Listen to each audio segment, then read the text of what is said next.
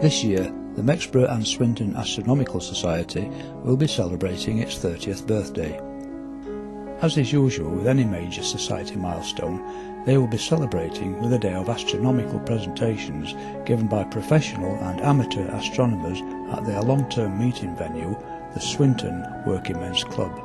To have lasted 30 years under the stresses of the present time and funding ourselves, we find that the people still want to know where we are, they're still visitors, and we want them to come along on the 30th anniversary, enjoy themselves, listen to our speakers, find out who we are, where we are, so that they can bring the people along and we can pass on astronomy to the public at large.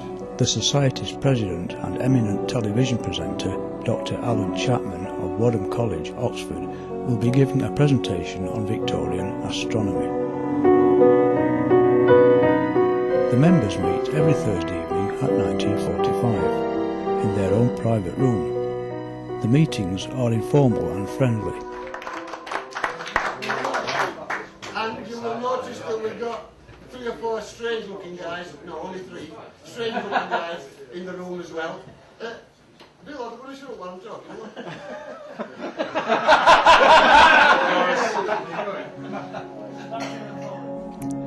Once a month, they invite a guest speaker who is an expert in a specific area of astronomy.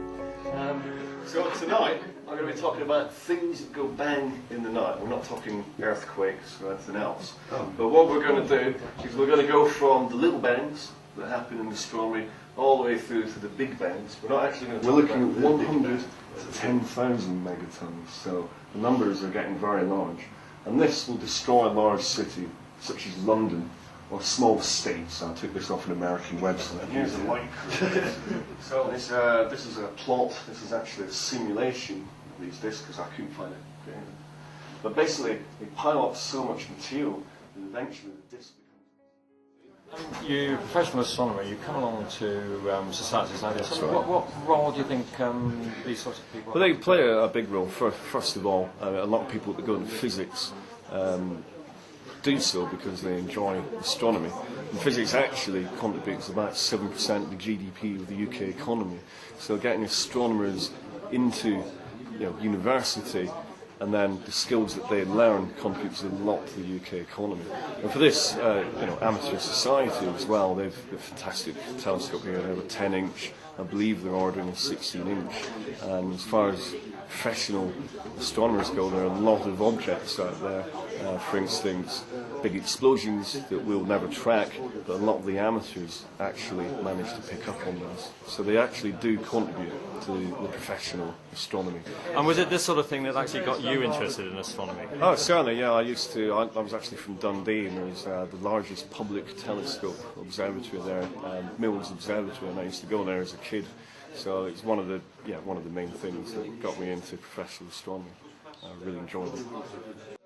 So do you need to be a specialist? Do you need to be a scientist to do this? No. It's anything from just picking up a pair of binoculars and looking at moon up to anything else that you want to do. The MSAS also owns its own observatory, which has been completely funded, designed and built by members. The observatory forms the cornerstone of the Society's Community Access Programme, where the public can book evenings in the winter season to view the Moon, planets and distant galaxies through the group's telescopes. I did a Google search for observatories in this area and found the website for this observatory, went on the website and it showed that they've got different evenings where you can come along and visit and they do a presentation. So we just booked it on the website and it was really easy. So I think it's great to open this up to families and for young children to come along and see the stars. It's fantastic. Unfortunately, on some of the viewing evenings, the wind is too strong in this exposed part of South Yorkshire. Therefore, the observatory is used as a planetarium, and the stars are viewed by means of a computer programme. So that's what you would be looking to if you could get the dome open, but Dave's got a 5-inch telescope. Okay, you're talking about scouts and guides, but have you produced any budding astronomers? Yes, we have, because as we visit them in their place and they get a little older, they come and join us, and they're so positive about the astronomy that we taught them in the first place. They come to the observatory and take it that step further, and they enjoy what they find. I found it very interesting. I learnt a lot, and I'd definitely like to come again sometimes. It's really good. Do you think it's good having this in the area, part of the community? I do, yes, and it'd be better if we could get younger people involved with it. Because they're actually teaching it at school at the moment to my granddaughters, and it's really educational as well. Yeah. So you thought it was very valuable? Yeah, it was, and for the price, it was excellent. Yeah. So what did you think? What did you like best of it? It was really good because I learned a bit more about planets from school because I didn't learn that much. Yeah, are you going to be an astronomer when you grow up? I don't know. I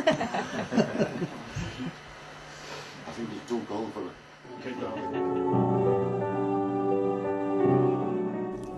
On other meeting nights, they present narrated slideshows or some other form of astronomical presentation.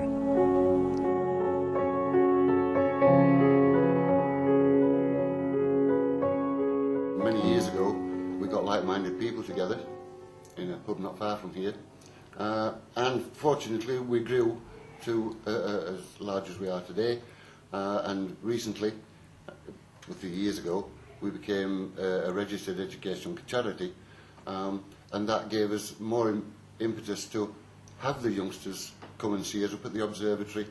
We go and meet them out in their schools or clubs, scouts and guides. We help them with their astronomy badges, and at the end of all that, they end up a better Cub Scout or guide. How long have you been coming? 3 years. I started when I was 8, and now I'm 11, and I'm really interested in stuff like this. I come every week. I do lots of things. Sometimes I do talks for us and loads more. Do you like the talks that they give? Yeah, I think they're pretty good actually.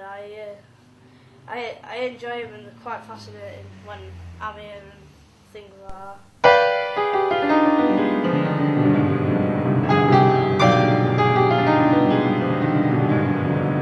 Occasionally on Friday nights, the MSAS will meet at the observatory for training sessions. This is to enable new members to become familiar with their newly acquired telescopes. Look through it, get it level. If you can get Polaris in your find.